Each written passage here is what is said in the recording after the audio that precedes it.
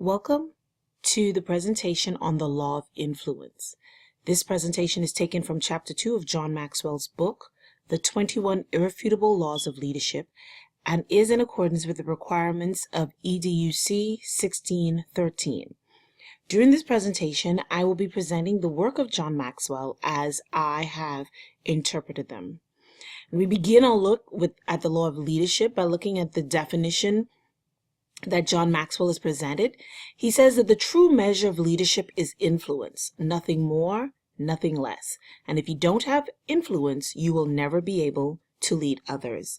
It amazes me how many individuals have missed the mark when it comes to this point.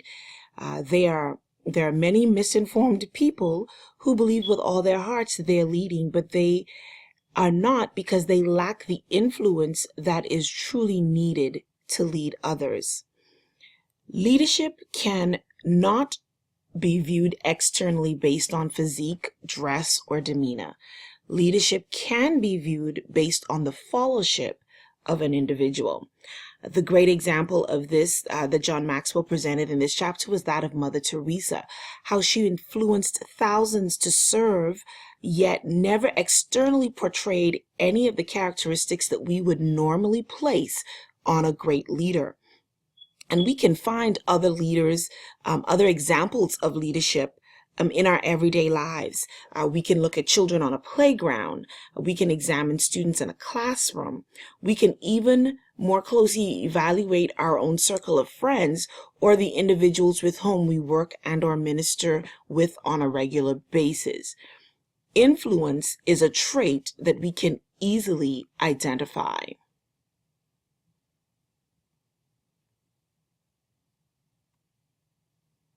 Next, John Maxwell states that true leadership cannot be awarded, appointed, or assigned. It comes only from influence, and that cannot be mandated. It must be earned. So many want the leadership to come without a price, but the influence that defines leadership is something that is earned, and it is developed through time, through patience and intentional actions. People don't just succumb to your words. They evaluate your words and your actions before they decide if they want to follow you. This is very clearly seen in any examples of newly formed groups. As influence is earned, the true leader of these groups usually emerge. And what I love about this concept of leadership is that even though an individual may be influential in one area, it doesn't necessarily state, or it does not necessarily flow, that they will be influential in every area of their lives. For example, I may be influential in my local church to organize groups and get individuals to manage special projects.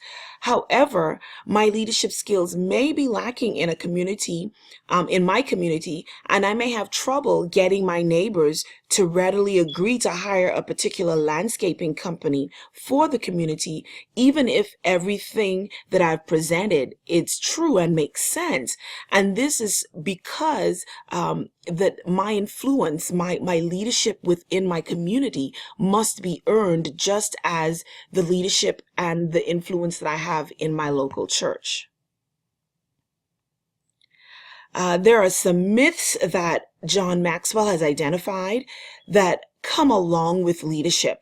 And these elements of leadership are usually very confusing for those who aren't students of leadership. They believe that the myths are actual realities. And the first one that we want to look at is the management myth. And the management myth is one that is very widespread, and it's widespread among a lot of people. And this is that those who are good managers are good leaders. And this is easily confused because those who are really good managers have an opportunity to shine and set themselves apart from others. However, just because someone is good at managing a process doesn't mean that they will be good at those things that are necessary to lead a group. They may not be able to bring about change. They may not have the influence needed to bring about change and lead a group into something new. The entrepreneurial myth. The entrepreneurial myth is also one that is high on the list of misconstrued concepts. Entrepreneurs are good with coming up with great ideas. They are not always good at leading the venture to make that idea a reality. Sometimes they need to connect with others who are better skilled in this area than they are to make things come to fruition. The next myth that we want to look at is the knowledge myth. The knowledge myth dispels the thought that just because your IQ is above 120, that you are equipped to lead any group, team, or process. Brilliant people are great team players in that they can be helpful in coming up with a resolution, but a true leader may still be needed to implement and lead a team to a resolution. The other myths are also widely misconceived ideas. The pioneer myth assumes that anyone in front of a crowd can lead. However, we know it takes more than just being the first at something to make you a great leader. And then finally, the myth that we will look at is that of position. The thought that a title or position makes you a great leader is one that a lot of people hold on to. And I've come across quite a bit of people in my short lifetime that believe this. They believe that just because they have a title or a position, it entitles them to influence. They have not learned yet that influence is earned, and therefore their leadership must be proven. And the reality of this is that there are 7 points that Maxwell presents that help us to identify good leadership. And that is, when we look at a good leader, we look at the character of the individual, who they truly are at all times. What is their depth of character? When we also look at a good leader, we look at their relationships, who they know and who they are building relationships with. We look at their knowledge. What do they know? What knowledge is crucial to them in their role? Are they going after attaining the knowledge that they need to be successful at what they are doing? Intuition. Can they manage the unknown and the intangible? Can they manage their gut feeling? Can they decipher when it's good to move on a gut feeling, when it's better to attain more than just that gut feeling to move forward? Next, we look at experience. Where have they been? Because your experience gives you an opportunity to prove your credibility. It's not always that people will follow you or that people will believe all that you're saying just because you have experience. But because you have experience, they will give you an opportunity to prove that you really know what you're talking about. Past successes. What does your track record say for you? Every successful extension of yourself provides for a positive track record that gives you a positive influence.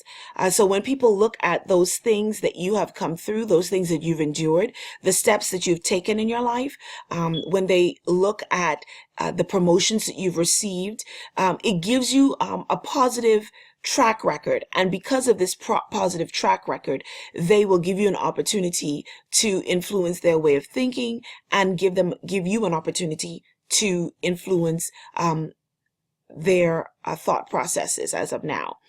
Ability. What can you do? What are you capable of doing? When people give you a full evaluation, the one thing they do want to know is, are you capable of leading this team to victory? Can you take us where we need to go? Can you see the next step? Can your past experiences, does your knowledge, does your intuition, do your relationships give way to leading our team to the next step of victory? And those are the realities of the law of influence when it comes to a good leader. And lastly, I love this quote that he states at the very end of the chapter. It says, "He who thinks he leads but has no followers is only taking a walk." And I challenge us as a class who are pursuing this degree and looking forward to stepping into or are currently in roles of leadership to actually evaluate ourselves by this statement. Are we leading? And the only way that we can really assess this is by asking the question, are there those that are following us? Thank you so much for listening to this presentation. I hope it has been helpful. Have a great day.